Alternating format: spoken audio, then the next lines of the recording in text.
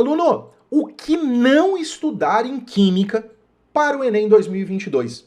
Pois é, eu recebi exatamente esse post. Um aluno me mandou o que não estudar em Química para o Enem. Assuntos que não valem a pena estudar. Bem, a gente está num período do ano que isso começa a aparecer na internet.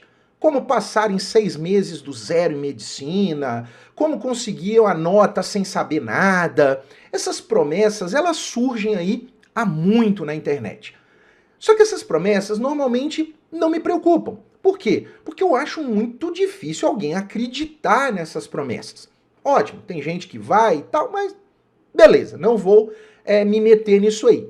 Agora, assuntos que não valem a pena estudar para o Enem. O que não estudar em Química.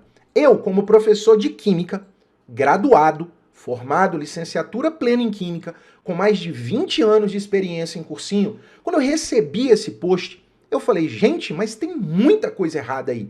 Se um aluno seguir essas dicas, ele vai ter problema na hora do Enem. Isso pode comprometer a prova dele. Como que isso pode vir assim a público e rodar tanto? São 16 mil curtidas. Então 16 mil alunos viram esse post e acharam legais as dicas. Falando, nossa, que dica boa! E aí começa a replicar. Não precisa estudar isso não, isso não cai. Eu vi um post lá, esse negócio não cai não. Pois bem, então a partir daí eu resolvi fazer esse vídeo. Manda para o seu amigo que de repente tenha visto esse post, tenha te mandado e comunica a ele, ó, tem coisa errada nesse post aí, hein? O professor tá falando. E a primeira coisa é exatamente teorias ácido-base. Aluno, não precisa estudar a teoria ácido-base. Não, por quê? A última vez que caiu isso no Enem foi em 2021. Uma questão falando sobre a teoria ácido-base de Bronsted. Então, se você deixa de estudar teorias ácido-base, você pode ter problema na prova. Tá, professor, mas, uma questão, né? Pois é, mas química, quando você fala de pilha, normalmente também é uma questão, 2 talvez. Então você também vai deixar de estudar? Interação molecular, normalmente é uma questão, tá? Então também não estuda, né? Quando você fala de estequiometria, quando cai uma questão, 2, então também não precisa estudar. Teoria ácido-base cai. Caiu no Enem 2021, caiu no Enem PPL 2020, a mesma teoria. Teoria de Bronsted, doador de próton e receptor de próton.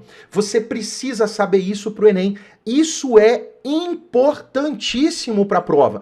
Teoria de Arrhenius, teoria de Bronsted. A teoria ácido-base que talvez você pode deixar um pouco de lado é a teoria de Lewis. Por quê? Porque ela não é recorrente na prova, mas é claro, ela cai na FUVEST pra caramba. Só que nós já tivemos uma questão falando sobre fórmula de Lewis, explicando a questão, né, do difluoreto de xenônio, compartilhando fórmula de Lewis. Então, galera, não dá para cravar o que não estudar em Química. Isso é muito sério.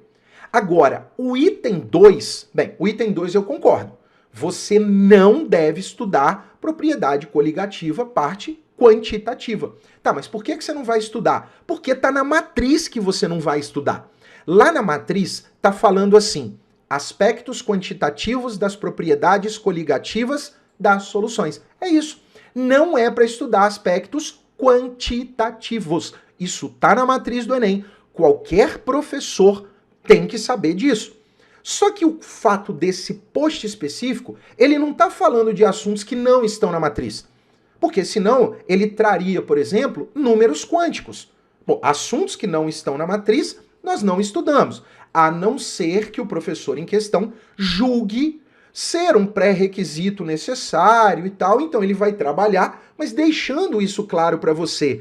Ó, aluno, isso aqui não cai no Enem. Eu só estou te dando uma base para você poder ter uma noção, porque num assunto tal você vai precisar desse conhecimento. Agora, cravar, não precisa estudar, isso é muito sério. O nosso terceiro item, balanceamento de reação redox. Bem, aluno, você que lembra o que é balanceamento redox, você vai ter aquela ideia, né? Acha o NOx de todo mundo, vê quanto variou, quem oxidou, quem reduziu, quem é o agente oxidante, quem é o agente redutor, e depois acerta as cargas. A última vez que isso apareceu no Enem foi no Enem Digital 2020. Uma questão em que falava exatamente sobre reações redox. O conceito do agente oxidante, do agente redutor. Você não vê isso em NOx. NOx é número de oxidação. Você só vê o conceito de agente redutor, de agente oxidante, nas reações de óxido e redução. Então, se você deixa de estudar isso daqui, você pode estar abrindo mão, uma questão na prova, teoria ácido-base, 2 questões na prova, balanceamento redox, e não é porque você errou por falta de atenção, você errou porque você não estudou, porque alguém te disse que você não precisava estudar isso. Isso é muito sério. Eletrólise, propriedades quantitativas. Bem, esse aqui, eu até posso falar para a pessoa assim, não cai há muito tempo. Agora, dizer que não cai, bem, caiu, tá? Nós tivemos aí, no Enem 2010, uma questão exatamente falando sobre propriedades quantitativas. Para você calcular a massa de cobre recuperada durante 3 horas aí de corrente elétrica de intensidade 10 amperes.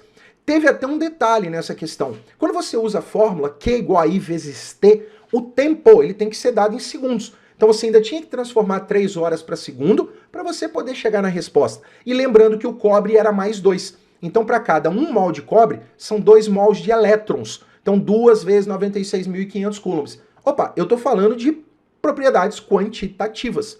Aluno, fator de Van 't Hoff, o quinto. Esse aí tá ótimo. Por quê? Porque já foi falado no 2.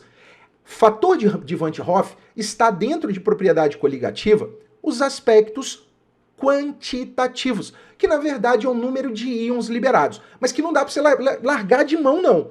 Por quê? Porque quando um ácido ioniza, um sal dissocia, são liberados cargas. Então, para cada 1 mol de NaCl, 1 mol de Na mais 1 mol de Cl, então são 2 mols de íons. Isso é importantíssimo. Então, como professor de química, com mais de 20 anos de experiência, em cursinhos preparatórios, aprovando alunos em medicina nos principais vestibulares do Brasil, eu te falo, não siga essas dicas. Se você seguir, você pode ter a sua aprovação comprometida. Então, cuidado com essas dicas milagrosas, essas promessas que são impossíveis de serem cumpridas. Tome cuidado com isso. Foco sempre, construção de base, para você poder caminhar para o seu sucesso, alcançando a sua tão sonhada vaga. Conta comigo nessa caminhada, tamo junto sempre. Professor Guilherme Vargas, se você não é inscrito no canal, se inscreva logo para não perder nada. Tem algum amigo aí que está seguindo essas dicas? Manda o vídeo, fala, professor avisou, toma cuidado porque isso cai no Enem, isso pode te prejudicar na hora da prova. Qualquer dúvida, só deixar nos comentários. Grande abraço.